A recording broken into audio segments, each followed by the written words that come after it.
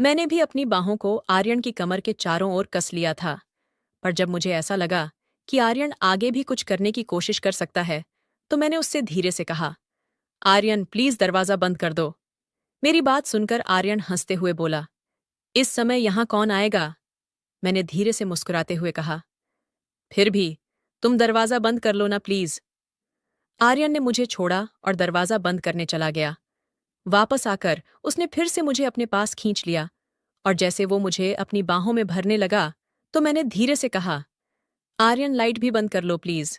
और फिर हेलो दोस्तों, आज की इस रोमांचक कहानी में आप सभी का स्वागत है। काफी देर एक दूसरे में समाये रहने के बाद जब सब कुछ हो गया, तो मैंने तुरंत ही आर्यन को पीछे हटने के लिए कहा। मेरा दिल जोरों से धड़क रहा था और मेरी सांसें भी बेकाबू होती जा रही थीं। मैंने जैसे तैसे खुद को संभाला और आर्यन को मेरे कमरे से बाहर जाने के लिए कहा। वह बिना कुछ कहे सर झुकाकर मेरे कमरे से बाहर चला गया। उसके जाते ही मैं कांपते हुए अपने बिस्तर से उठी और बाथरूम की तरफ चली गई। मेरा मन उलझनों से भर चुका था। मैं यही सोच रही थी कि एक शादीशुदा औरत होते हुए भी मैंने ये क्या कर दिया। एक शादीशुदा औरत होते हुए भी मैंने किसी और के साथ संबंध बना लिए थे, और वो भी मुझसे 10 साल छोटे लड़के से। यह सब सोचते हुए मेरा दिल बहुत जोरों से धड़क रहा था। मैं जैसे तैसे बस खुद को शांत करने की कोशिश कर रही थी। जो हुआ वह नहीं होना चाहिए था, लेकिन अब ऐसी परिस्थिति में मैं और कर भी क्या सकती थी। मैंने बाथरूम में खुद को साफ किया और खुद से एक वादा भी किया कि मैं अब से बहुत ही सतर्क रहूंगी। नहाने के बाद मैंने अपनी साड़ी पहनी, अपने बालों को ठीक किया और अपने बिस्तर पर जाकर लेट गई। पूरे दिन की थकान और उलझनों ने मुझे इस कदर थका दिया था कि मैं कब सो गई मुझे पता ही नहीं चला। रात के करीब 12 बजे हमारे मैनेडोर की घंटी बजी। मैं हड़बड़ा कर उठी और घड़ी की तरफ देखा तो घड़ी में 12 बज रहे थे। मैं जल्दी से दरवाजे की ओर बढ़ी और दरवाजा खोलते ही मैंने देखा कि सामने भावना खड़ी है और उसके साथ उसका छोटा बेटा चिराग भी है, जो लगभग 10 साल का था। भावना दीदी हमारी पड़ोसन है, जिसे हमारे घरेलू संबंध हैं।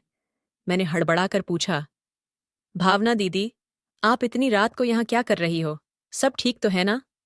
भावना दीदी ने जवाब दिया, प्रिया, मेरे पापा की तबीयत बहुत ज्यादा खराब हो गई है। हमें अभी अभी खबर मिली है और हम तुरंत ही वहां जा रहे हैं। क्या तुम 2-3 दिनों के लिए चिराग को अपने साथ रख सकती हो? ये तुम्हें बिल्कुल भी तंग नहीं करेगा और हम जल्दी ही वापस लौट आएंगे। मैंने तुरंत कहा, कोई बात नहीं दीदी, यह भी तो आपका ही घर है। आप बेफिक्र होकर जाओ और चिराग की बिल्कुल भी चिंता मत करो। मैं इसका पूरा ध्यान रखूंगी। भावना दीदी ने चिराग को मेरे पास ही छोड़ दिया और जल्दबाजी में चली गईं। मैंने दरवाजा बंद कर लिया और चिराग को लेकर अंदर आ गई। मैंने चिराग के लिए टीवी ऑन कर दिया और उससे पूछा, चिराग क्या तुमने खाना खाया है? वो बोला, नहीं आंटी, अभी नहीं खाया है। मैंने मुस्कुराते हुए कहा, अच्छा तुम तब तक टीवी देखो, मैं अभी तुम्हारे लिए खाना लेकर आती हूँ। मैंने खाना गरम करके टेबल पर रख दिया और चिराग को खाना परोस दिया।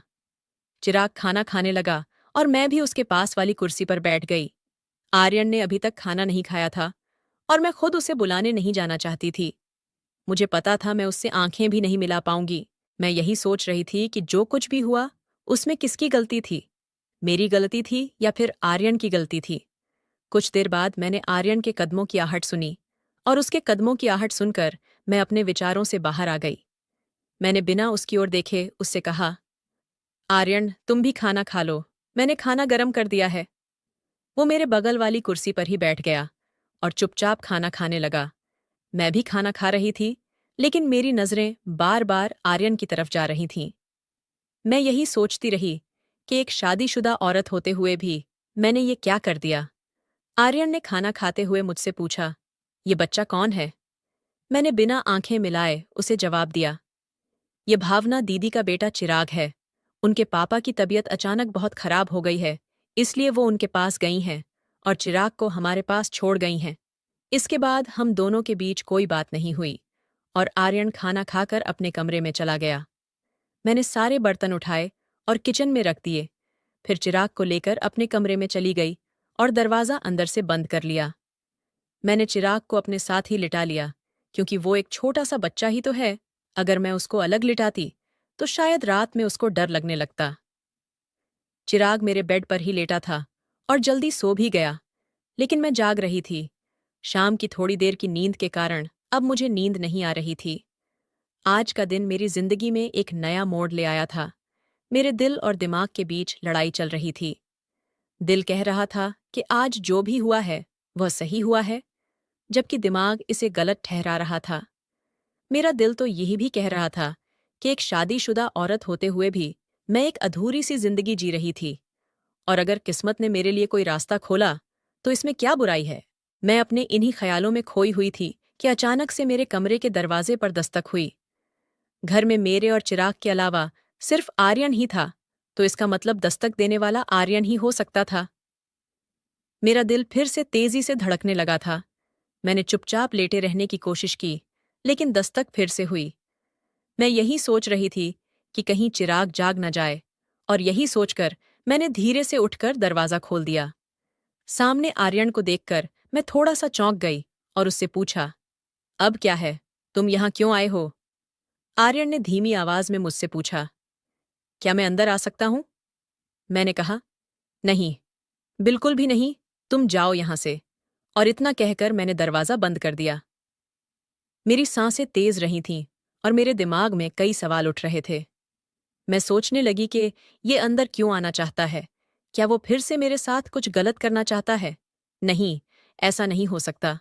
चिराग भी तो मेरे कमरे में है, और एक बार जो गलती मुझसे हो गई वो मैं दोबारा नहीं दोहराऊंगी। अब ऐसा कभी भी नहीं होगा। लेकिन तभी मेरे दिल के कोने से एक आवाज आई, तो क्या हुआ अगर ऐसा हो भी गया? आखिरकार सबकी जिंदगी में ऐसे मौके आते हैं। अब जब एक बार सब कुछ हो ही चुका है, तो अगर दोबारा भी हो जाए तो क्या फर्क पड़ जाएगा? पिछले कई सालों से तुमने अपने आप को रोक कर रखा है, और अब जब मौका मिला है तो इसे गंवाना ठीक नहीं है। जिंदगी ऐसे मौके बार बार नहीं देती। मैं बिस्तर पर बैठी इन्हीं ख्यालों में डूब चुकी थी कि अगर मौका मिला है तो क्या इसे छोड़ देना चाहिए?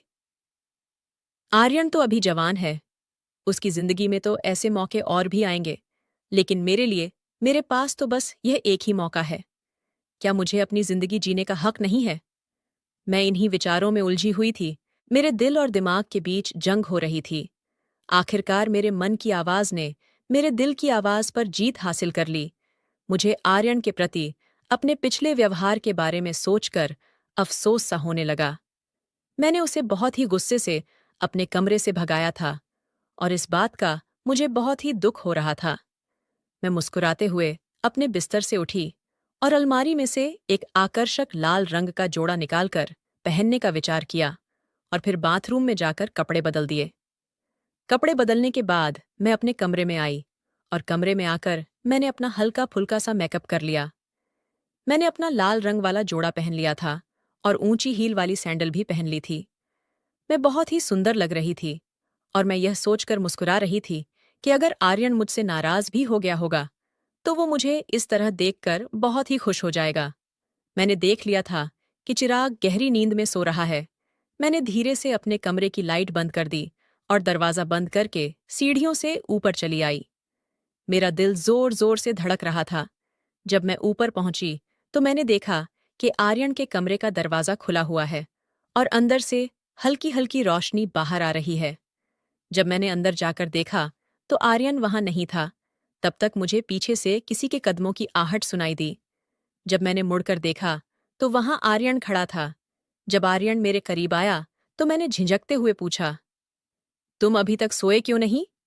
आर्यन ने आगे बढ़कर मेरे एक हाथ को अपने हाथ में थाम लिया। उसकी नजदीकी से मेरे दिल की धड़कनें और तेज हो गई थीं। आर्यन ने मुस्कुराते हुए कहा, मुझे यकीन था कि आप मेरे पास जरूर आओगी।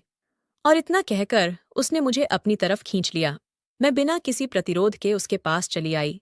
आर्यन ने मुझे अपनी बाहों में भर लिया था, और उसकी इन नज़दीकियों से मुझे एक अजीब सा सुकून महसूस हो रहा था। मैंने आर्यन के सीने में अपना चेहरा छुपा लिया और धीरे से बोली, आर्यन, मुझे बहुत डर लग रहा है। मेरी यह बात सुनकर आर्यन ने मुझे और भी ज्यादा प्यार से अपनी बाहों में कस लिया और पूछा, डर किस बात का लग रहा है? मुझे उसकी बाहों में बहुत असहज महसूस हो रहा था, लेकिन एक अजीब सा आकर्षण भी महसूस हो रहा था। मैंने धीरे से कहा, कोई हमें देख ना ले। आर्यन ने भी धीरे से कहा, यहाँ है ही कौन जो हमें देखेगा? आर्यन ने मुझे अपनी बाहों में कस लिया, लेकिन मैंने हिम्मत जताकर कहा, आर्यन अभी नहीं।